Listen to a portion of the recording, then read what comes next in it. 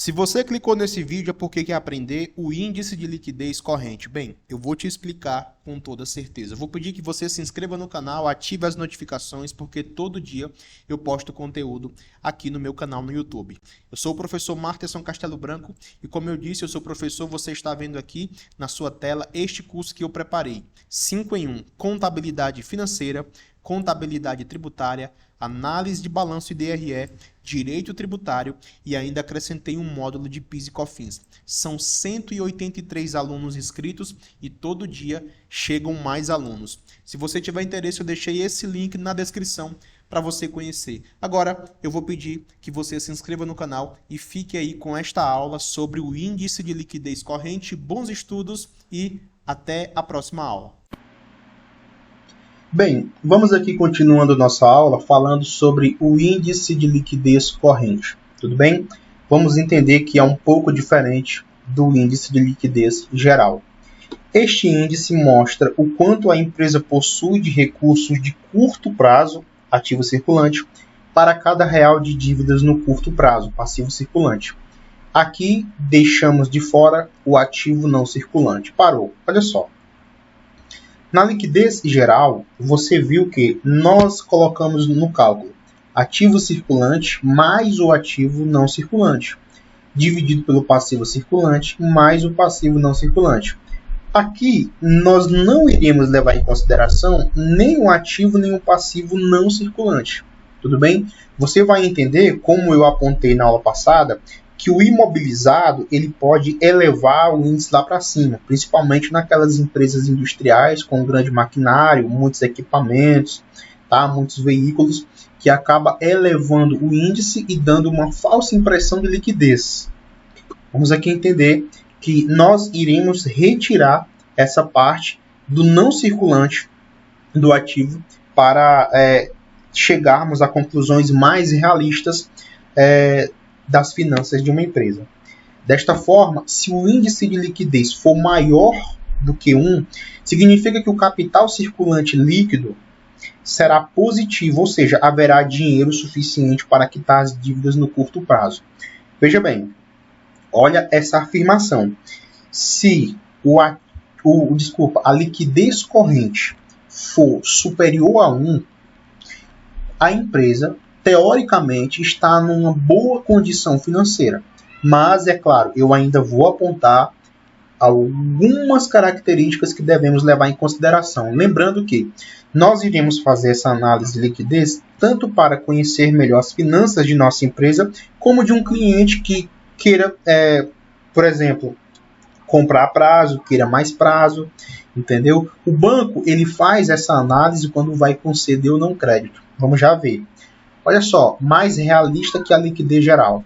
A liquidez corrente é mais realista que a liquidez geral no sentido de mostrar uma realidade maior no quesito pagamento de dívidas, pois na liquidez geral considera-se no cálculo ativos imobilizados que podem ser grandes e elevar o índice. Na liquidez corrente, o ativo imobilizado não entra, que baixa o índice e deixa mais real.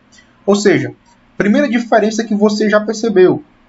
Aqui, a liquidez corrente não leva em consideração o quê? O ativo imobilizado. Olha a fórmula.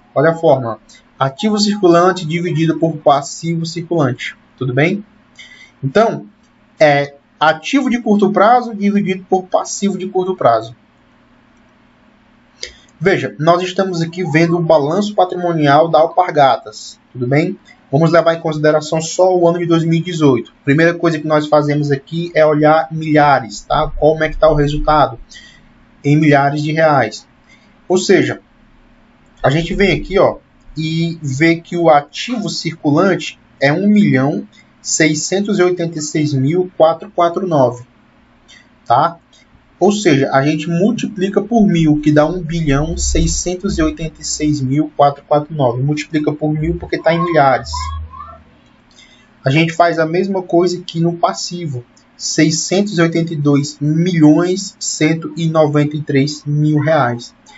Depois a gente vem aqui no resultado de 2018, que é o nosso objetivo. Nós iremos entender que a liquidez dessa empresa, a liquidez corrente, está 2,47. Tudo bem? 2,47. Ou seja, um índice muito positivo. Se tiver acima de 1, já está ótimo.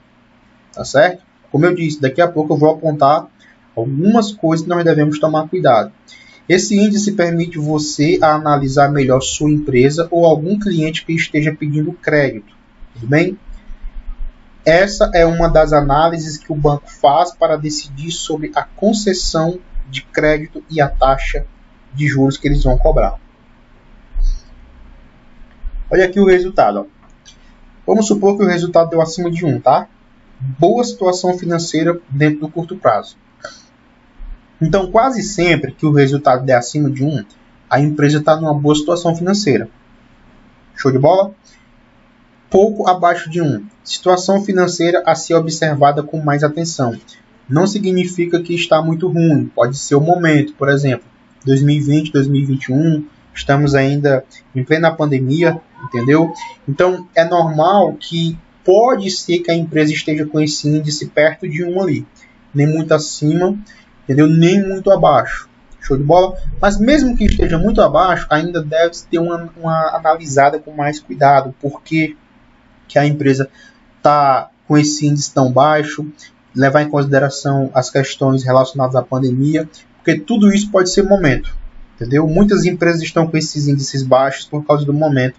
Mas assim que começar uma recuperação econômica, vai voltar ao normal. Agora veja, muito abaixo de 1. Situação financeira delicada, hora de mudar algumas coisas. Aí, caso a situação financeira esteja desse jeito, né, com um índice de liquidez corrente muito abaixo de 1, tem que se analisar algumas coisas mais profundamente. Por exemplo, qual a influência da pandemia nesse índice tão negativo? Tem que levar em consideração. Existe perspectiva de melhora? Aí, quem é que sabe isso aqui? Provavelmente não é você que está analisando, é a controladoria. O porquê que o índice está tão baixo? Existe perspectiva? Quanto reduziu no faturamento? Qual a perspectiva de aumento para 2022, 2023? Enfim, de acordo com a data que você está assistindo esse curso. Tudo bem? Então, tudo isso deve ser levado em consideração. Show de bola? E quando não estivermos falando em um contexto de pandemia, essas mesmas perguntas devem ser feitas. O que está fazendo a gente ter esse índice de liquidez tão baixo? Aí o que a gente vai fazer? Vai analisar o balanço patrimonial horizontalmente dos últimos 5 anos e ver se está tendo queda, ver se está tendo aumento. Entendeu? Vamos ver como é que está o índice de liquidez corrente dos últimos 3 anos, para a gente saber se está tendo uma queda ou um aumento. Entendeu? Tudo isso deve ser questionado. Interpretação, quanto maior, melhor. É muito importante que o analista se atente para todas as contas do grupo, a qualidade desses ativos, estoque, duplicados a receber, tributos a recuperar, pode determinar o quão eficiente o índice significa. Vou já comentar mais sobre isso. Pontos importantes que devem ser considerados na elaboração do relatório. Por ser o quociente que melhor espelha o grau de liquidez da empresa, é também denominado medida de solvência. O capital circulante líquido CCL pode ser apurado pela fórmula ativo circulante menos o passivo circulante. O restante é o quê? É o capital circulante líquido. Tá?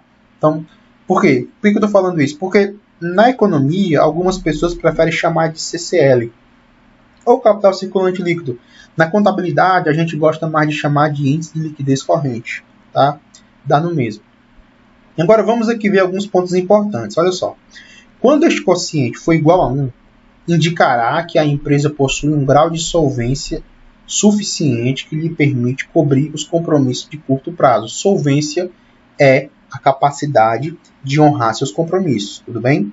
Então, quando for igual a 1, significa que ela vai conseguir pagar. Tá certo?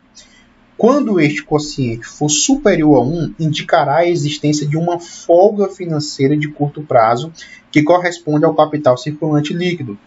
Esta folga financeira possibilita a empresa efetuar transações sem prejudicar sua liquidez, podendo ser utilizada na aquisição de estoques em aplicações financeiras de curto prazo, etc. Atenção, veja bem. No numerador da fórmula deste quociente consta o grupo do ativo circulante, composto por disponibilidades, direitos realizáveis a curto prazo, contas a receber de clientes, estoques, impostos a recuperar, investimentos temporários a curto prazo e outros direitos realizáveis a curto prazo. Né? No denominador da fórmula, consta o passivo circulante composto por obrigações que têm prazo de vencimento variáveis entre 1 a 360 dias. Considerando que as obrigações têm datas certas a serem pagas e que parte do ativo circulante não tem data certa para recebimento, além de nem todos os valores serem conversíveis em dinheiro, para melhor avaliar o grau de solvência no curto prazo, a empresa precisará considerar ainda.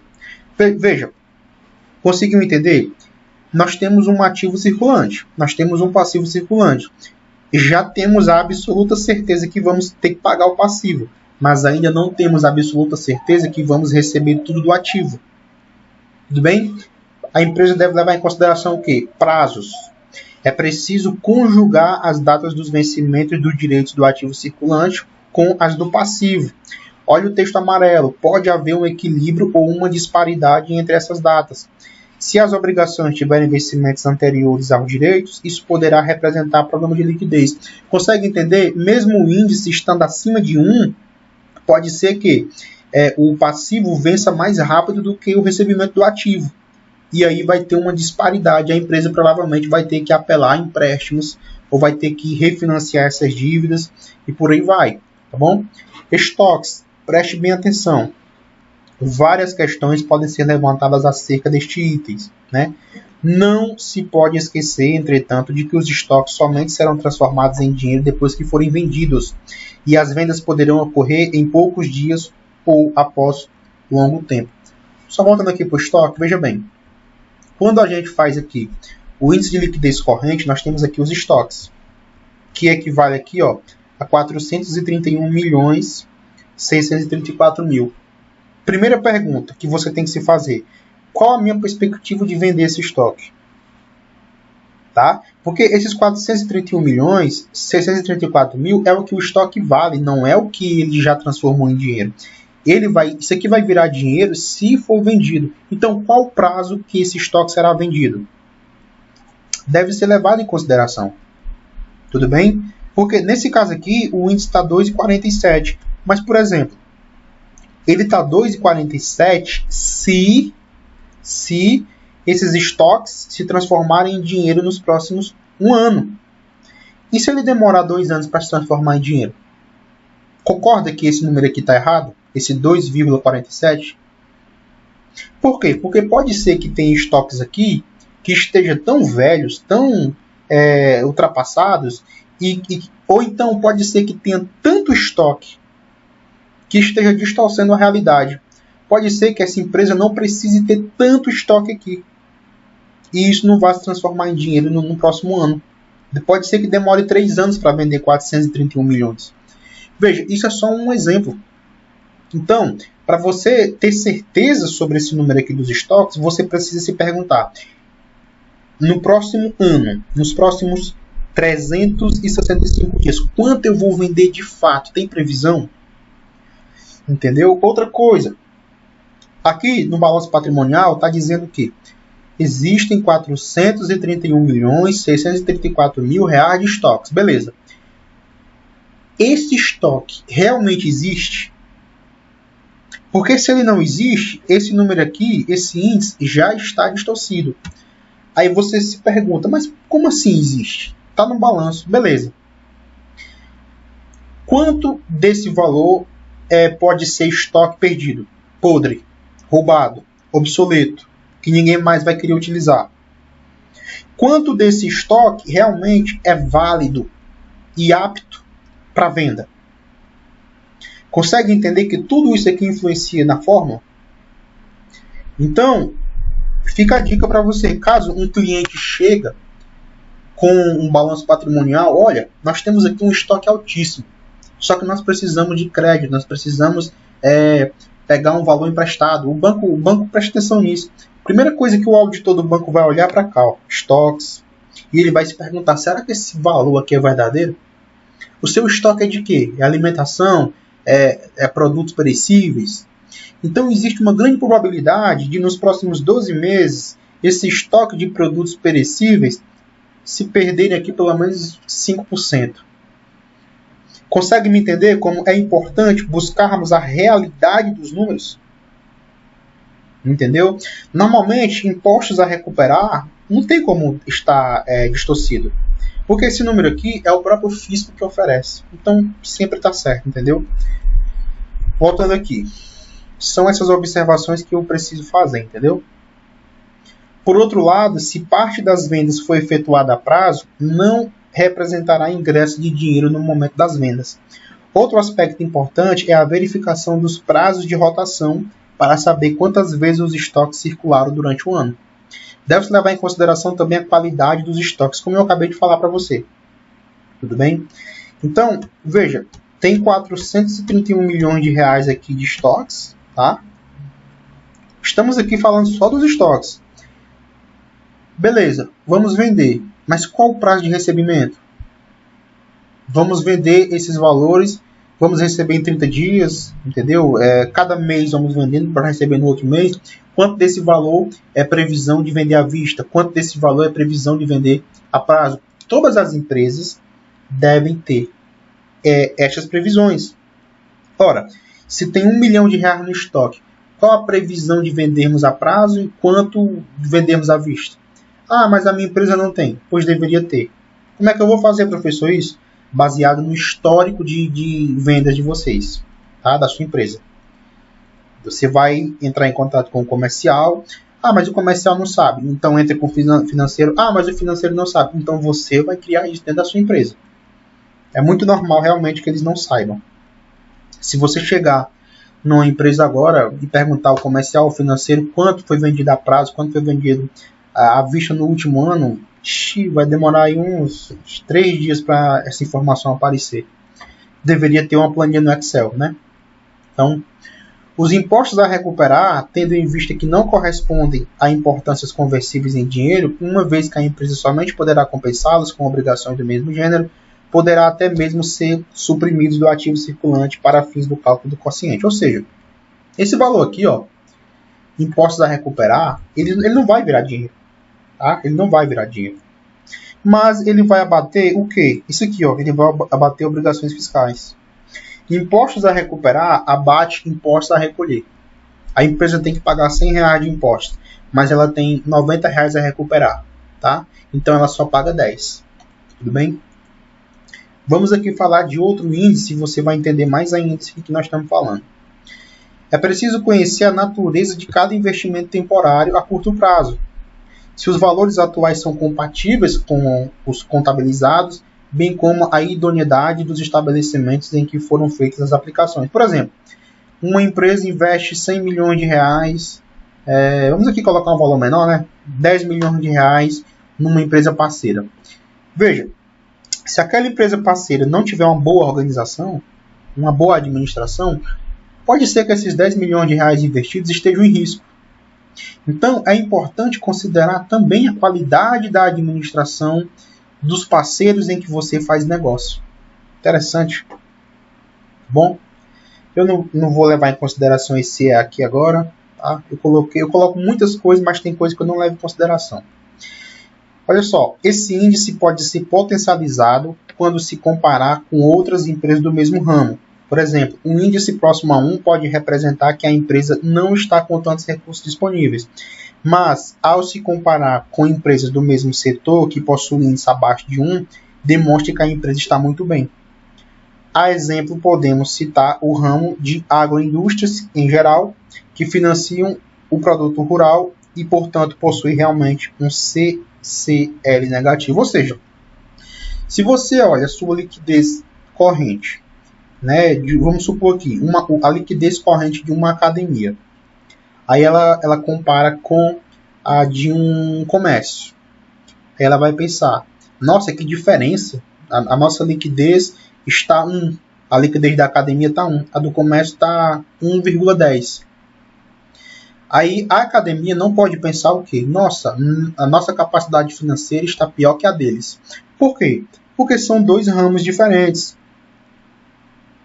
Academia se compara com academia, comércio se compara com comércio, padaria se compara com padaria. Tudo bem? Escola se compara com escola. Tudo isso deve ser levado em consideração na hora do entendimento, tá bom? Faça essas perguntas para fazer uma análise mais profunda. Quantos desses valores a receber podem não ser recebidos? Concorda?